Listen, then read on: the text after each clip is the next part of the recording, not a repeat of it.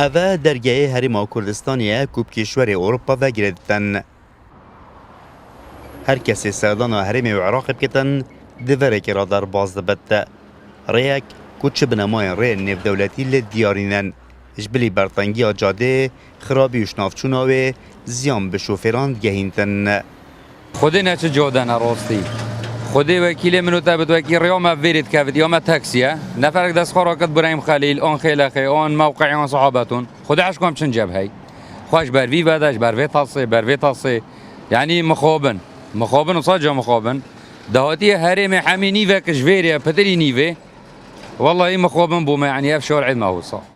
هاولاتی دلگرانن جخرابی و برطنگیا و جاده یا او پتر دلگران کرین سوزن برپرسانه کو و جاده نیجن بکن لیوک او دبیجن حتی نو کپتن سوزنو چه دیار دینه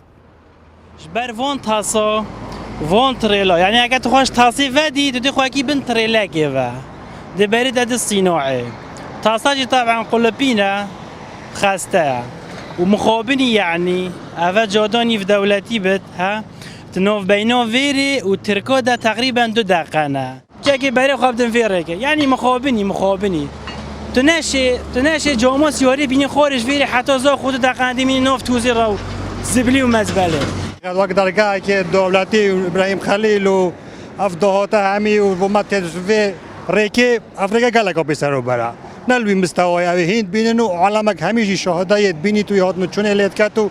ویا با افریقا گلگ و همی دارو بار با شرایط وید مبلط بانو و برفره بانو ریگه که دولیه و لازم گلگ که خطای عالمک تا کردستان ادویره گراد بوری گود با اولا با کردستان بحشته لسر خرابی و جاده و برگرتنا پیزانیان سر نیجن کرنه مسردان شهروانی زاخو کرو سروک شهروانی افزانیاریه بردست کرنه راستی جاده برایم خیلی جاده کی سرکیه احتمال نبتنه بوزا خوبت بله مرد دروازه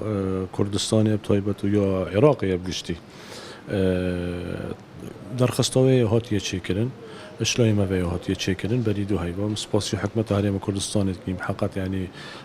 گرینگیه کی مازن دا کو او راپورت آمدای کو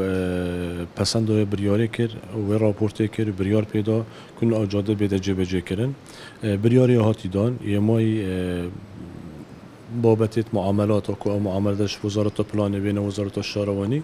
و وزارت شان بوم بیتونو و از بارم یعنی احتمال حتی 10 روز جدی او معاملات خلاص بن اگر خود حس کت امید است بکین شوازکی واسه چکین یعنی شوازکی سرنج راکیش بد یعنی کو هر کسی داخلی کردستان بتن یعنی سیمایی که واسه ببیند اش بلی کو جاده جزیرتویت وسطی و هر وساجی او دارید بین چاندن او دوره بیت چکرن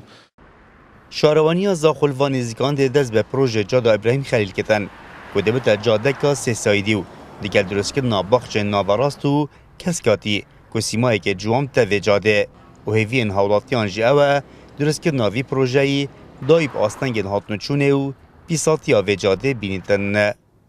رعد عمر کرسات نیوز زاخو